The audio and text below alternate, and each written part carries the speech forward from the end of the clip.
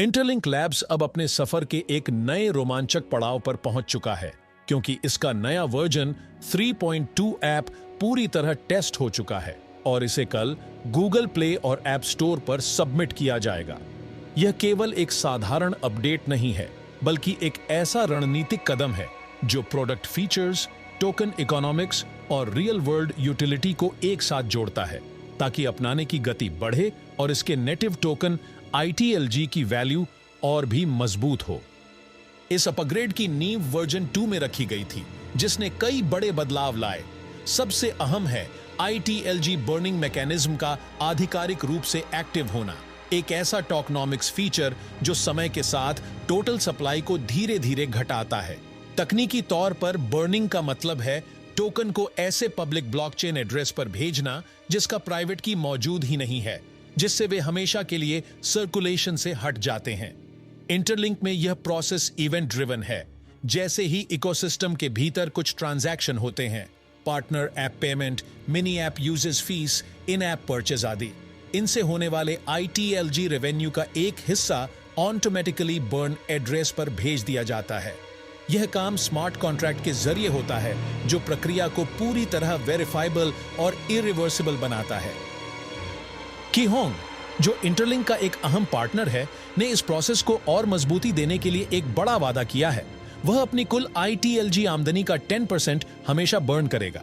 इसका मतलब है कि जैसे जैसे कीहोंग के गेम, सर्विस और पेमेंट फीचर्स पॉपुलर होते जाएंगे, बर्न रेट भी उसी अनुपात में बढ़ेगा। पारदर्शिता के लिए इंटरलिंक एक रियल टाइम बर्न डैशबोर्ड ला रहा है, जो सीधे ब्लॉकचेन से डेटा खींचकर हर दिन का कुल बर्न अमाउंट दिखाएगा। यह डैशबोर्ड पब्लिक होगा और हर कोई ब्लॉकचेन एक्सप्लोरर के जरिए खुद वेरीफाई कर सकेगा। इस अपडेट का दूसरा बड़ा फीचर है इंटरलिंक QR पेमेंट, जो ऐप को रियल वर्ल्ड यूटिलिटी में एक नई दिशा देता है। इस फीचर से यूजर सीधे QR कोड स्कैन करके क्रिप्टो से बिल भर सकते हैं। शुरुआत में यह सुविधा नाइजीरिया, वियतनाम, फिलीपींस, ब्राजील और मेक्सिको में उपलब्ध होगी और जल्दी ही अन्य देशों में भी जोड़ी जाएगी। तकनीकी रूप से जब यूजर पेमेंट करता है, ऐप पेमेंट गेटवे से कनेक्ट होता है, जो जरूरत पड़ने पर क्रिप्टो को लोकल करेंसी में कन्वर्ट करता है, पेमेंट सेटलमेंट करता है और बिलर को फिएट पेमेंट भेजता है।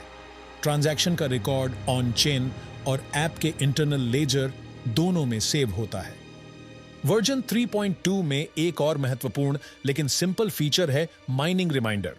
इंटरलिंक का mining model proof of work पर नहीं, बल्कि प्रूफ ऑफ एक्टिविटी पर आधारित है, जिसमें यूजर नियमित रूप से चेक इन करके और अपने नेटवर्क को एक्टिव रखकर ITLG कमा सकते हैं।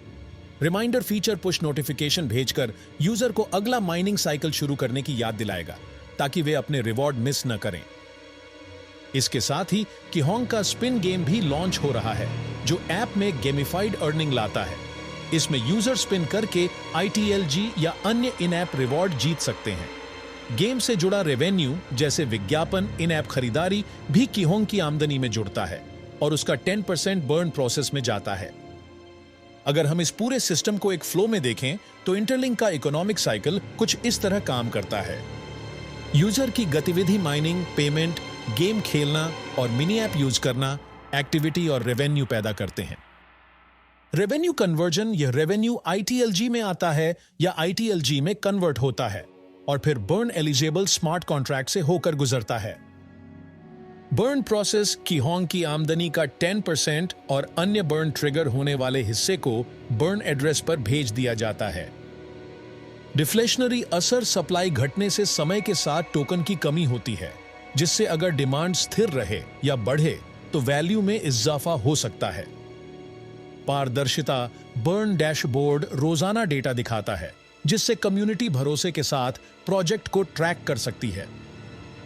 संक्षेप में, वर्जन 3.2 सिर्फ एक अपडेट नहीं है, यह एक पूरा इकोसिस्टम अपग्रेड है, जो टोकनॉमिक्स, यूटिलिटी, पारदर्शिता और यूजर अनुभव को एक साथ जोड़ता है।